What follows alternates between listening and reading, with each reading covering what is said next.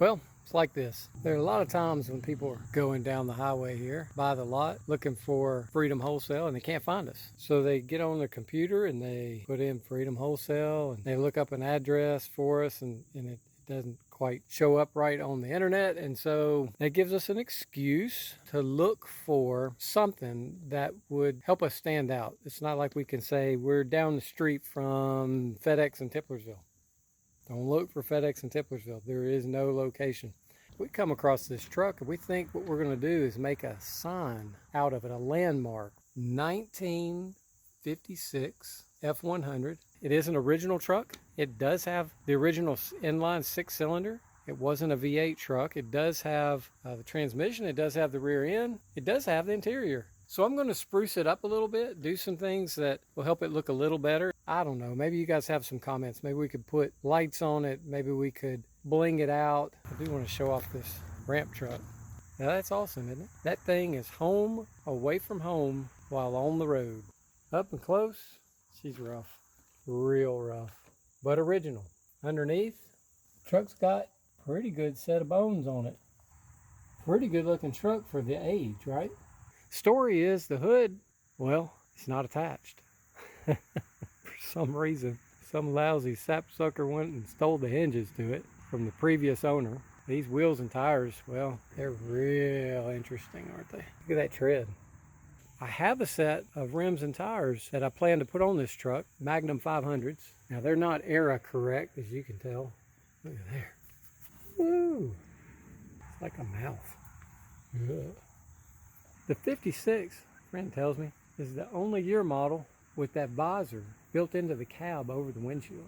You can tell here the running boards are missing. I got a plan for that. In the back, we are totally missing the tailgate. And that was a problem, so much so when we went to get the truck, there was just a little bit of metal left here holding this whole side of the bed to the other side, and it collapsed on a bump. So you can see this interesting network of strappage that we've got. Check out the bed floor, still wood.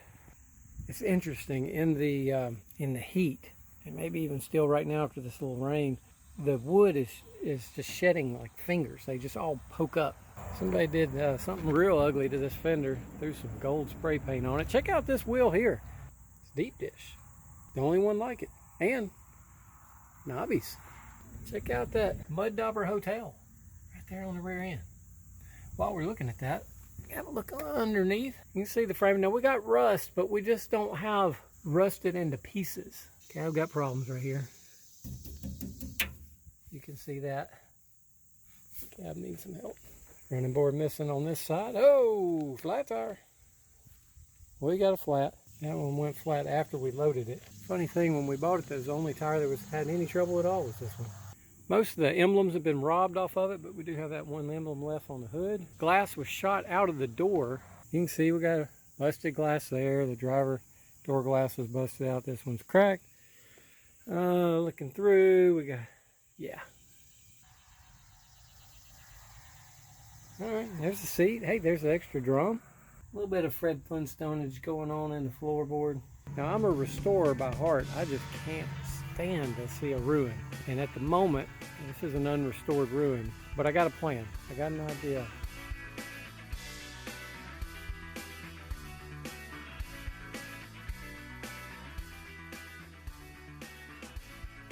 I have to come up with another solution. The Magnum 500s aren't going to work.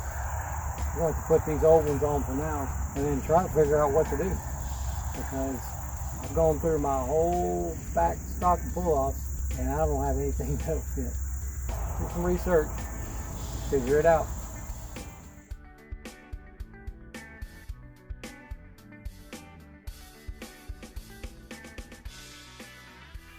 Alright, so the Magnum 500s aren't going to work.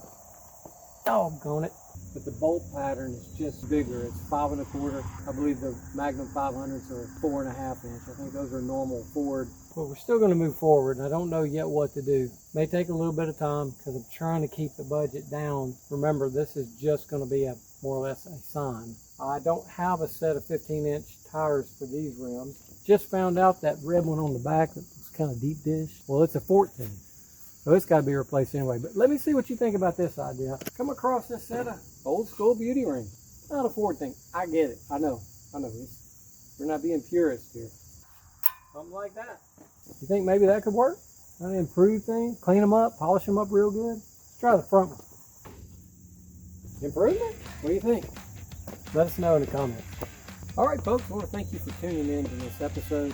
As you can tell, this is going to be a multi-series. It's going to take a while to get this truck figured out.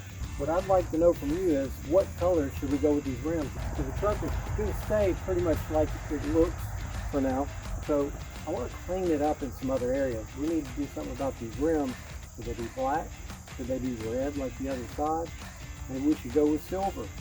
Maybe white, like the original. It looks like all the trim on this truck was white down to the grill. What are your thoughts? What are your comments?